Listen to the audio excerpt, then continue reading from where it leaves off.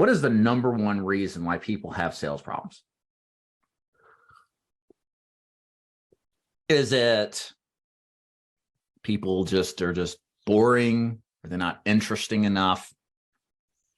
Is it the script? So is it the script, the magical script? You got to have a magical script. Lack of confidence?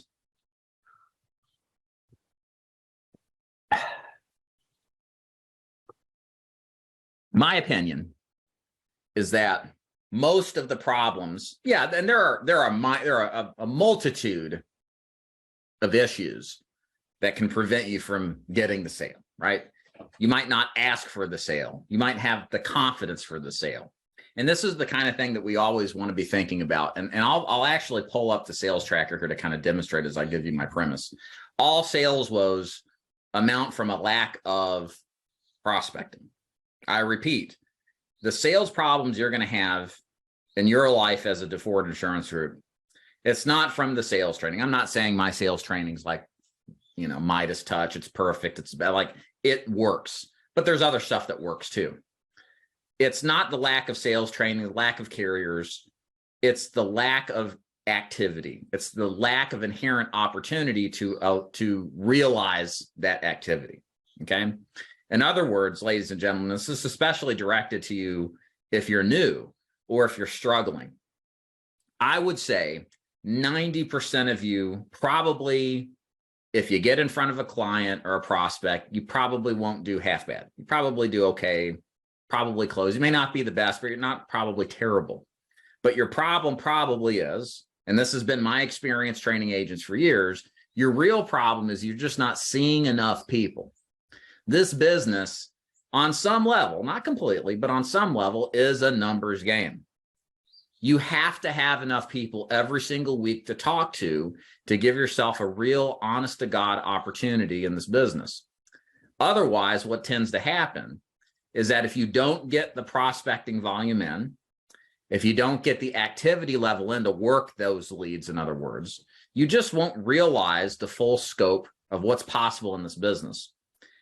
For example, I started making good money selling final expense when I damned the torpedoes and just started doing as many appointments as humanly possible. I went from running 10 or 15 appointments a week, doing okay, to doing 25, 30, 40, even some weeks. And what I found is that enormous amount of activity protected me from bad weeks. It lifted my confidence because I didn't have to depend on every sale working out. So in a sense, I wasn't as desperate, and that was probably obvious to the client. Like, I'm just there to help you. I'm out of here, right? People are attracted to people who aren't like desperate for business, So I think all of this kind of is melded together and supports each other. Taking massive action really is the solution to having problems in the business. So if you're watching this on a recording sometime in the future, right now, and you're not happy with your sales results, my recommendation first and foremost is, are you doing 15 appointments a week? 15 appointments a week is an arbitrary number, but I read it in a book from a sales trainer in life insurance space like 30, 40 years ago. He wrote the book.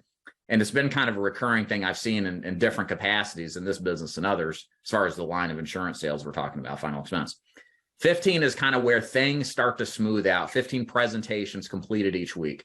I find that agents who can do that on a consistent basis tend to have more predictable outcomes, less stress, less anxiety, and a happier experience.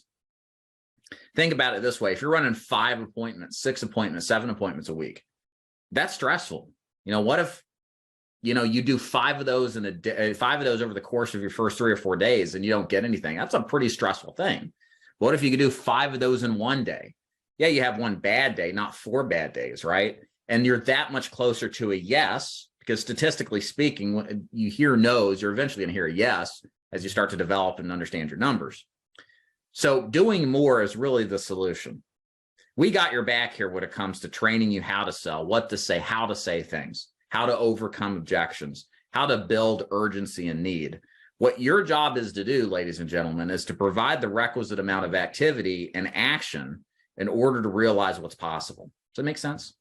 And I'm not saying to clarify, you don't have to start this, and I wouldn't recommend it, to start this business doing 40 appointments a week, okay? It's something we'll work up to. But really what you should be working towards as quickly as possible is 15 completed appointments a week. That really is for a full-time agent, really should always be your number one goal to work to as quickly as possible. So again, deriving from that, let's kind of answer some questions that many agents have. So like, how many leads do I need, Dave, then to do 15 appointments a week? Depends on the lead source, right? If I want 15 completed appointments a week, I need to have at least 30 direct mail leads minimum. Okay, 30 minimum. Probably a little bit more, 35 or 40. But 30 is like the bare minimum that I would have. Can you do it with less than that? Yeah, but remember what we talked about yesterday. What problem do you want to have? Do you want to have the good problems in life or the bad problems?